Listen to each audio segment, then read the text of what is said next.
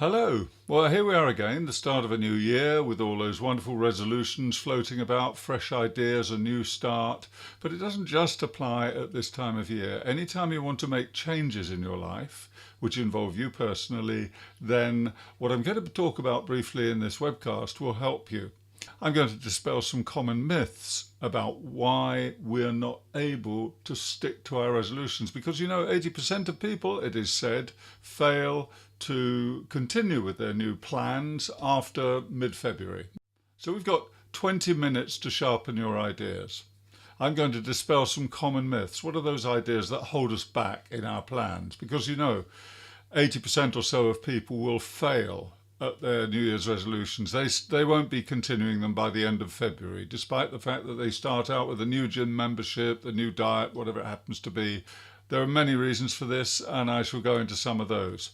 I've also got a 5-step method for change, which I shall be sharing with you, and how to set goals that stick.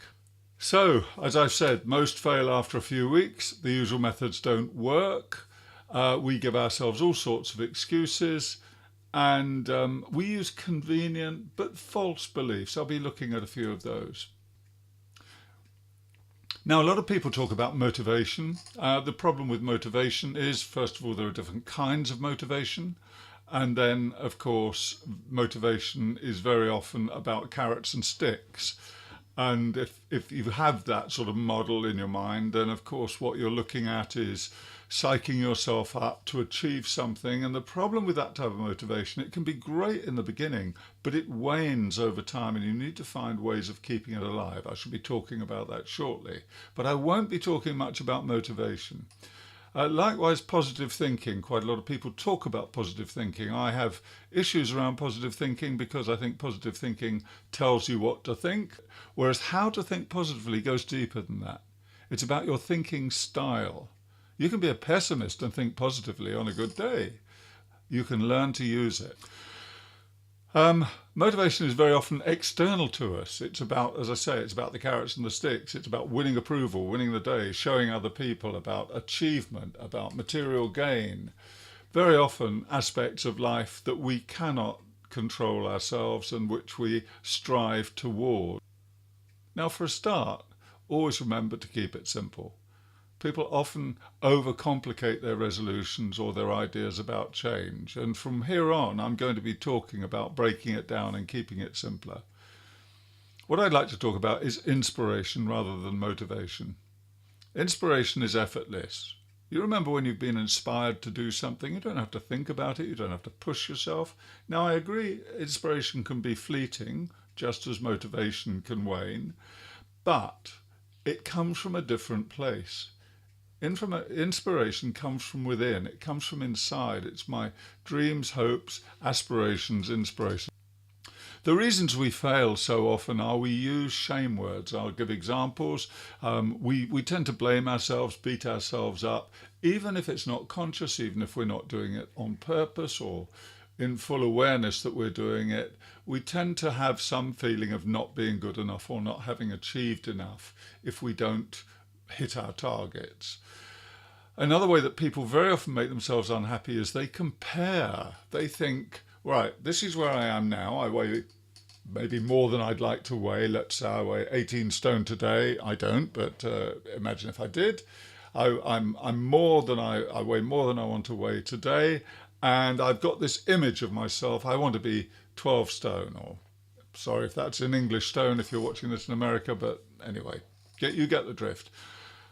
I'm overweight now, I want to be a different weight, a lighter weight, feeling fitter, and so forth. Now, there's a big gap between those two positions. And what people tend to do is they hold the vision, they look at the vision, and they feel demoralized because it seems a long way to go, which is why I say break it down. So comparing what you are now with what you want to be, or what you could be, even worse, is one of the chief ways I think human beings make themselves unhappy. I'm not good enough, I don't match up.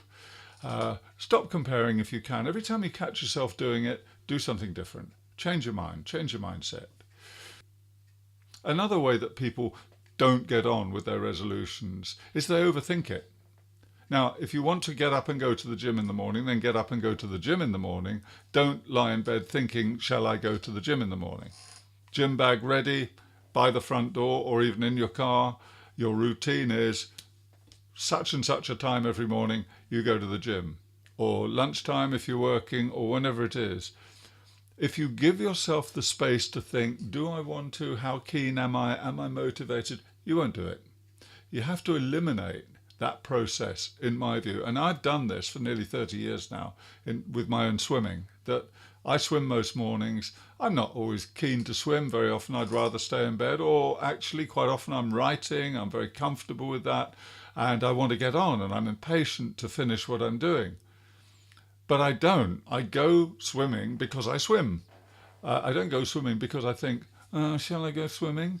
No, I don't think so. Because in most cases, the answer would be no. So I do it. I'm not always keen to go, but I've never once in all the time that I've been doing it come out of the pool thinking that was a waste of time. I wish I hadn't done that. Never, not once. So the idea is really an important idea here is to get on with things and not give yourself the space to ruminate, deliberate, and plan. The plan should already have been made. It's what you do at a certain time of day. It's what you're doing on this day. Do it. Likewise, poorly defined goals. I shall explain that shortly. But very, very often people don't make sure their goals are achievable. They have what I would call aspirations. Some airy-fairy idea. Oh, I want to get fitter. That isn't a goal. A goal might be, I'm going to join a gym to get fitter, and even a sub-goal to that would be, I'm going to get a membership, and a sub-goal to that might be, I'm going to research it. I mean, there are any number of steps you can break it down to. It doesn't have to be a huge step to start with. And by the way, have you got the right gear? Have you got the clothes to wear? Have you got the right shoes? Whatever you need. So there are many, if I can call them, pre-steps to the main step of going to the gym as you build up to it. And those are the steps when we can build enthusiasm and we can start to get our inspiration fired up, because we're taking small, easily achievable steps. Those are successes. We feel good about that.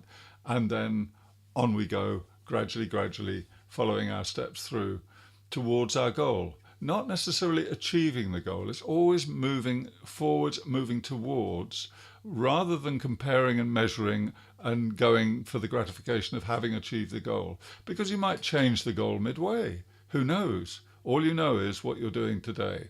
Tomorrow's another day. And pushing ourselves, that's pretty hard work. None of us likes to be pushed to do things by ourselves or anybody else, as a general rule. So I don't think it's a very good idea to have to push yourself to do things. I think it's a way of getting stuck, actually, if you try and do that. So some of the words that need to be abandoned in our vocabulary, I should, I must. Here's one I really don't like, and that's I'll try. Whenever I hear one of my clients or somebody else say, I will try to do so-and-so, take my car in for a service, they say, I'll try to have it ready by 3 o'clock this afternoon. I say, so when will it be ready, please? Very politely, but I know when I hear that word try, most likely something's going to get in the way. It's kind of a side entrance that people can exit out of. We let ourselves off the hook by saying trying. People who do things do it. They don't say, I'll try. I don't say, I'll try and eat my dinner tonight. I eat my dinner tonight. I don't say, I'll try and go swimming. I go swimming. So, of course, it slips into our vocabulary and we all use it. It's a function of how we speak. But at the same time, it's very, very important to understand how these thoughts shape our behaviour, and they really do. And of course, all of the oughts and words like diet and debt, these are all heavy words. Going on a diet, I don't think so. Changing the way you eat, adopting new eating habits, finding a new menu, fine.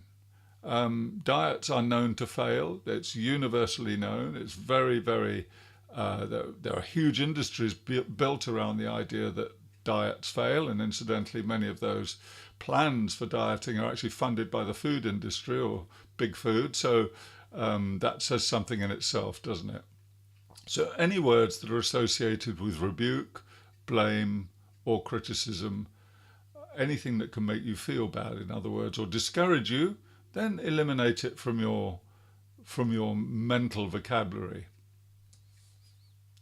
There are also some what I call dodgy notions, ideas that keep us back, that hold us back. I'm wondering, think about this in yourself now as I go through the next slide. What notions have been keeping you from your goals? So here are some of these dodgy notions. It runs in my family. I had a tough childhood. I'm not good at this or that. I once tried and I failed. You know the sort of thing. We always, oh, here's my favourite. I have no willpower. Now, anytime I hear one of these comments and others like it, I know with my clients that after a brief, 30 seconds to a minute, we can find examples that challenge these ideas. These are self-serving, these dodgy notions. We use them to get out from under when we're not prepared to go ahead and push ourselves. But the trouble is they're circular. So I may believe that I have a lack of something in my makeup because it runs in my family. That's fine. Well, some people would use that as a springboard. Some people would use that as an opportunity to prove that thought wrong. And indeed, that's what the more resilient type of people do. So anytime you catch yourself saying one of these things to yourself, I would question it and I would say, probably not sufficient reason. And even if it is, it's maybe limiting, but it doesn't have to stop you doing it. For example, I was speaking to a man recently who is a writer. He's struggling to write a book. And he said, the problem is I'm dyslexic. And I immediately said, have you Googled writers with learning disabilities? And he said, no, I haven't. And so I did then and there. And I found an astonishing list. J.B. Priestley is one that comes to mind immediately.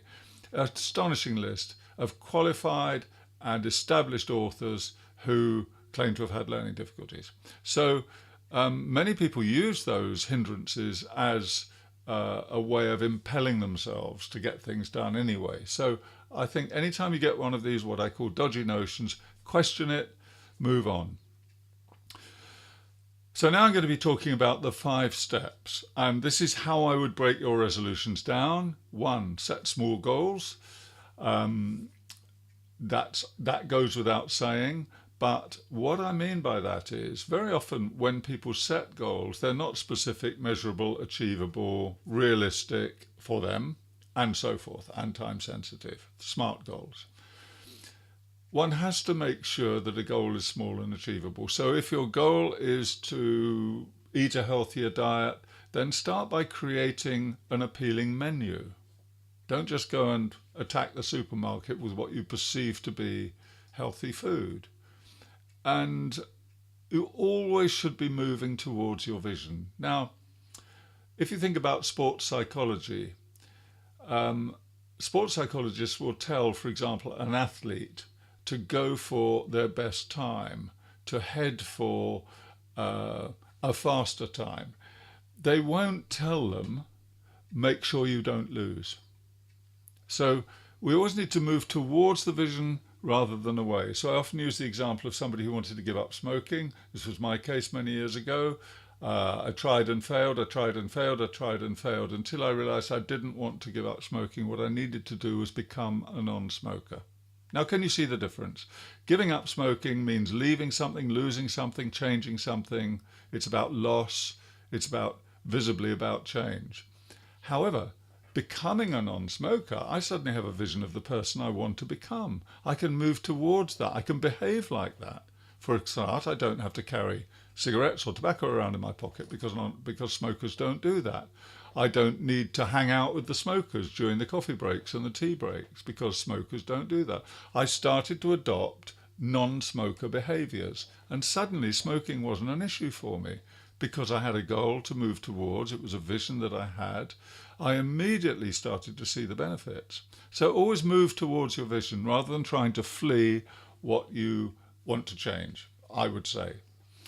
I've already touched on acting rather than thinking. Don't overthink it, don't ruminate, just get on and do it. Make your plan, set your timetable, get on, do it, and foster those new habits. Now, you can read any number of estimates on how long it takes to adopt a new habit. Anything between 2 weeks to 66 days I've seen recently. And one thing's for sure, a habit is very hard to break. So once you make something a habit, then you're more likely to stick to it without having to appraise it, consider it, plan it, or any of those things.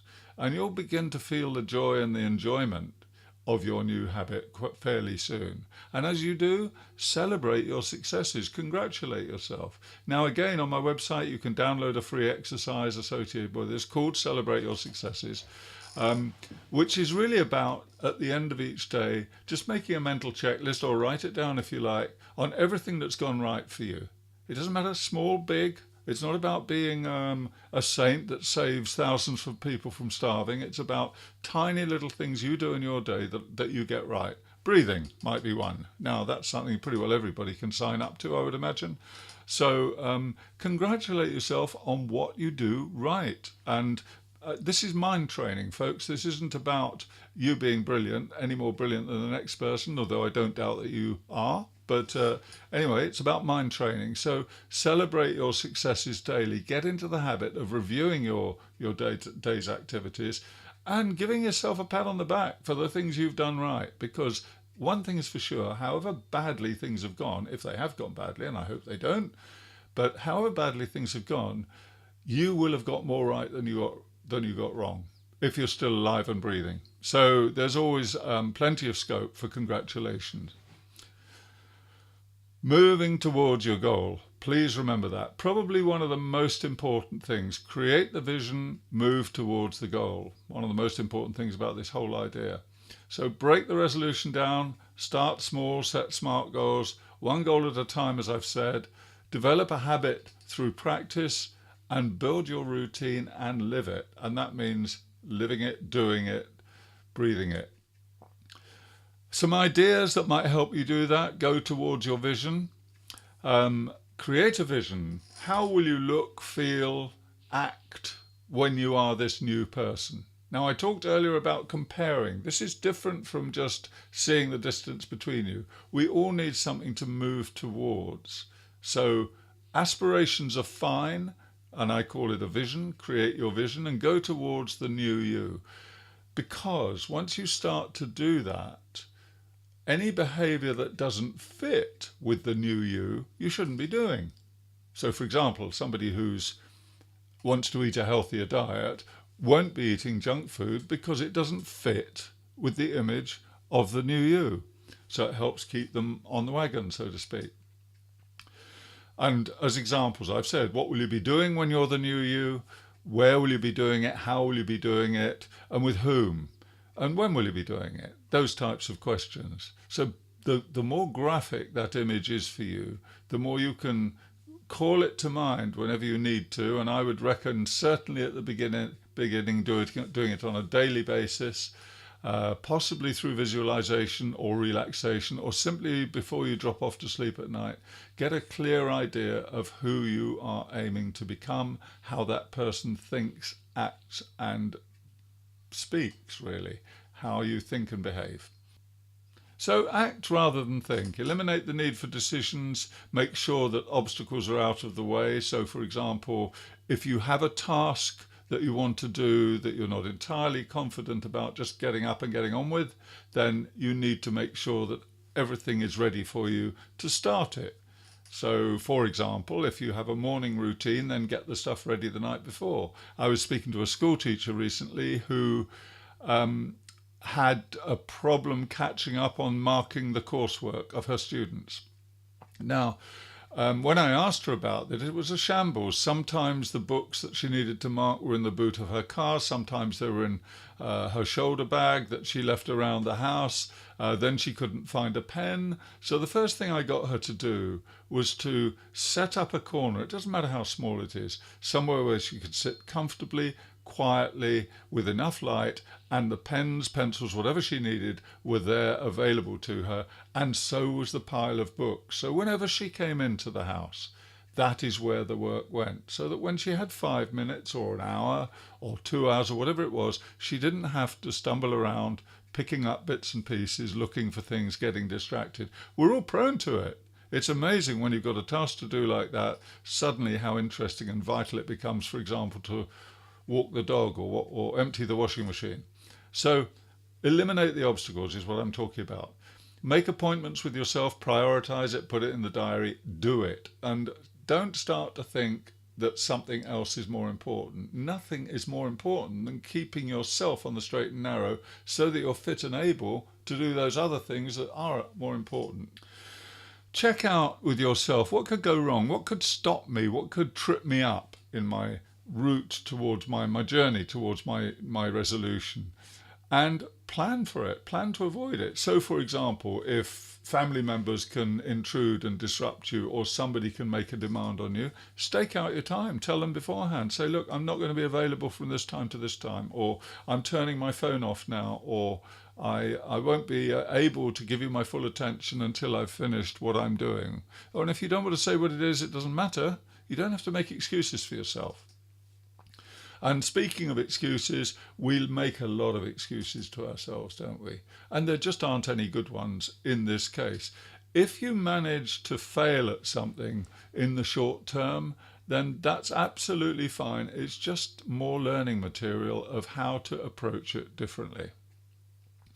If you want to get better at breaking things down, and very often we're not trained to think incrementally. So the example I use is making a cup of tea. So how many steps are there to your goal? Well, if you want to practice this, think about how many steps are there to making a cup of tea. Could be 100, could be 40, 25, 30, I don't know. But it's amazing how many people will say things like, well, I get the teapot, I get the tea, I get the hot water. Well, yes, but where do they all come from? When you really break it down, find the kettle, fill the kettle. Is it remove the lid? Do you fill it through the spout? Put the kettle on. Is it electric? Is it gas? Do you need to light the gas? You know, all of these things become steps.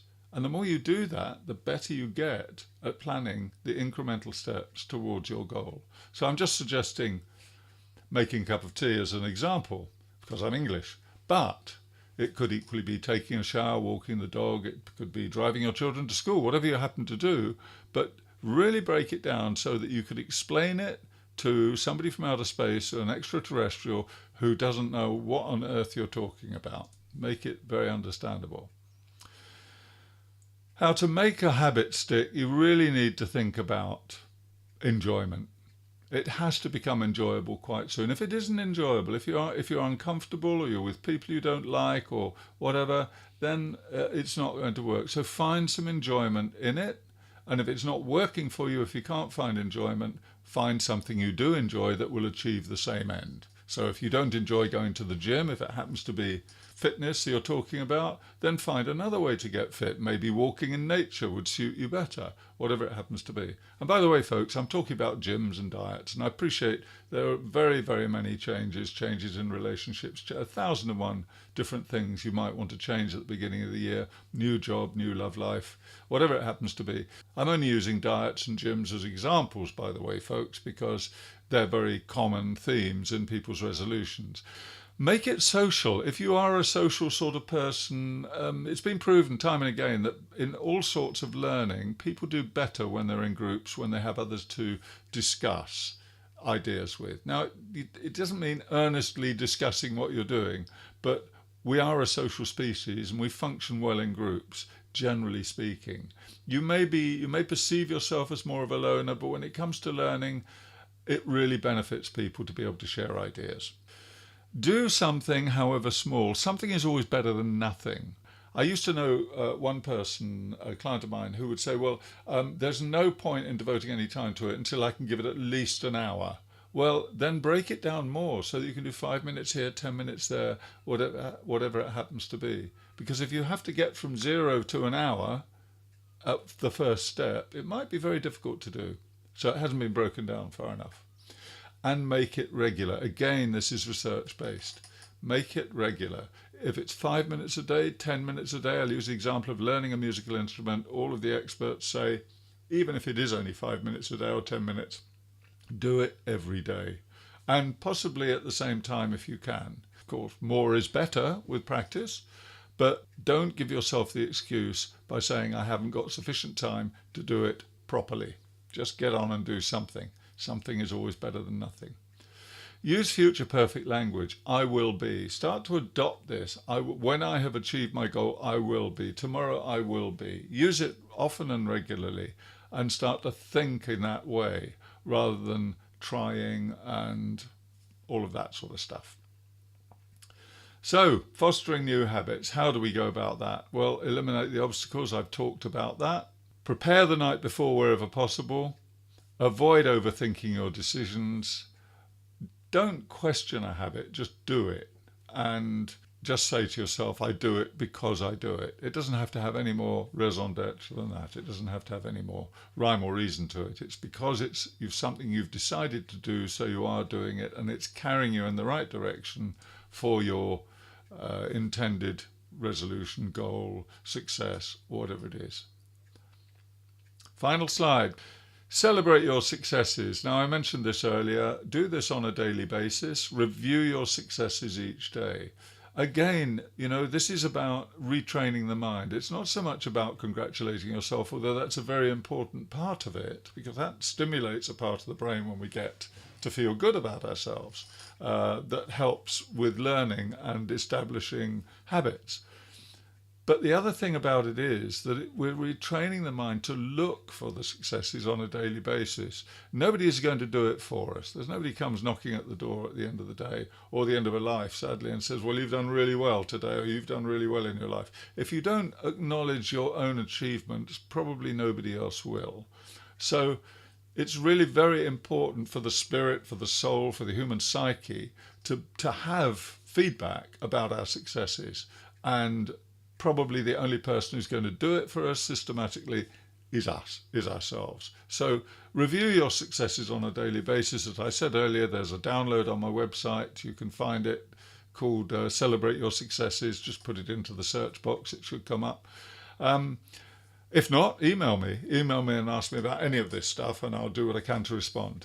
Congratulate yourself, because you're pretty good at what you're doing. Even if you haven't done as well as somebody else might, you've done what you set out to do or a step towards it. Recognize it, acknowledge it, and congratulate yourself.